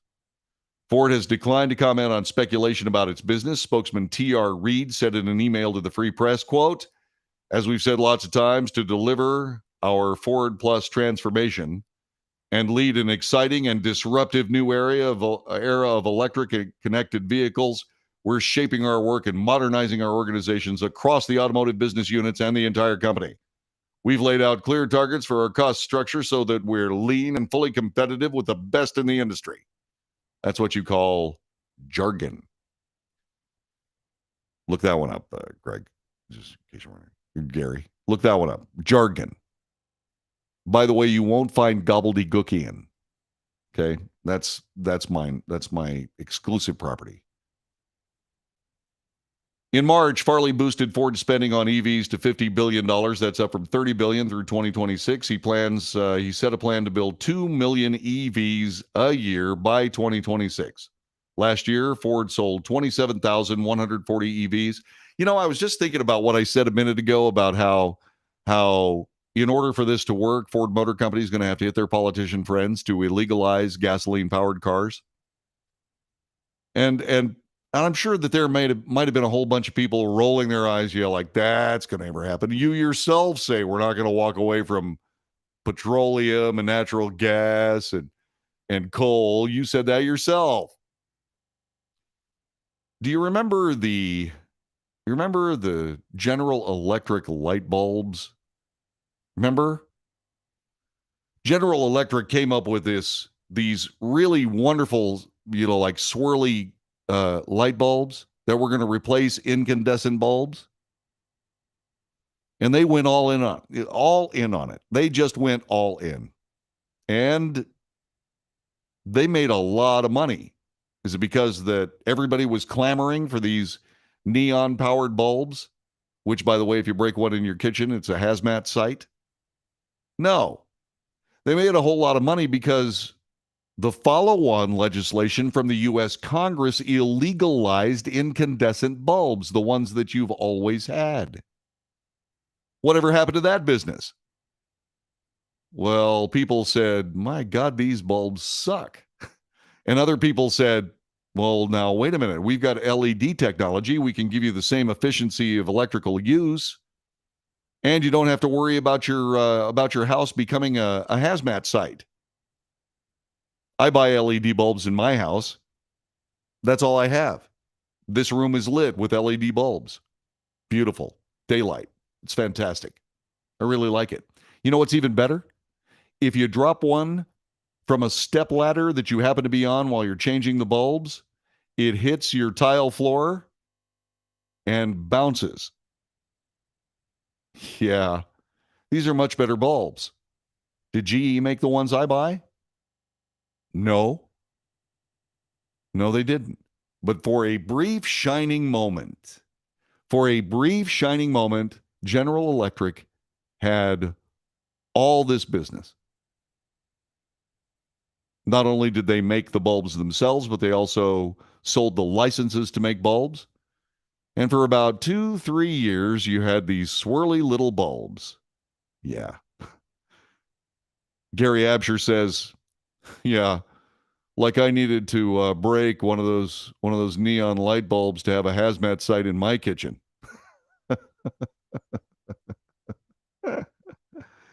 Come on, man. There are too many shows on television teaching you how to cook. Come on, man. Get with it. Get with it. By the way, Ford's crosstown rival, General Motors, the perpetually broke General Motors, the perpetually government bailout recipient from the United States government, General Motors, they're investing $35 billion in electric vehicles and self-driving car technology by middlecade. More of that jargon. That's the middle of the decade. Okay. With a goal of selling 1 million EVs in the U.S. by that time. I have a 2012 Tahoe. It's powered by a 5.3-liter gasoline engine that runs great. I just spent $4,200 at Mike's Trick Shift in Azle, Texas, to have him remove, rebuild, and service my transfer case, because it's a 4x4, and put it all back together. It cost me about $4,000. The thing runs great. I'm going to drive that thing forever. I'm not going to drive another vehicle. I'm not going to drive a car that's running on electricity. I can't afford it. I cannot afford an electric vehicle. I can't afford the electricity that I'd have to use to charge it. And I'm not interested in driving 350 miles and having to sit for 6 hours while my car recharges.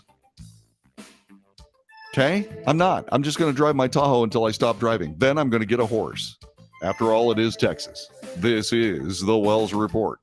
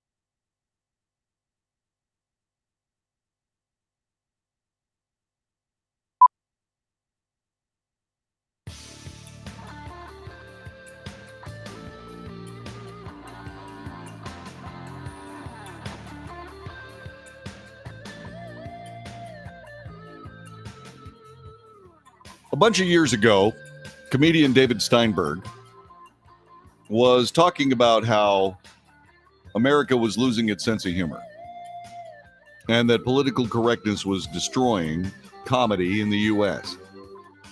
And he predicted that it would be a nuclear winter for comedians at some point if this wasn't stopped. And he was right. He was right. He didn't live to see it, but you know, it just might be happening now. In the Wells household, there are two amazingly funny human beings that I try not to ever miss. By the way, Gary says, you know, John David, you could turn to being Amish and take your horse and buggy to Albertsons. Yeah, I could. Yeah. Little reflective triangle in the back so the EV doesn't rear end me and the horse. Yeah. Yeah, it's possible. I'm telling you, I named my truck Zeus. I'm going to drive it until I stop driving. I just love that truck. I love my truck.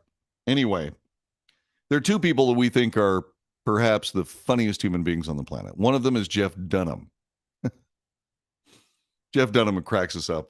I've seen Jeff Dunham. I've interviewed Jeff Dunham. Jeff Dunham is just one of America's real treats. I have never, ever, however, which was a nice turn of a phrase, wasn't it?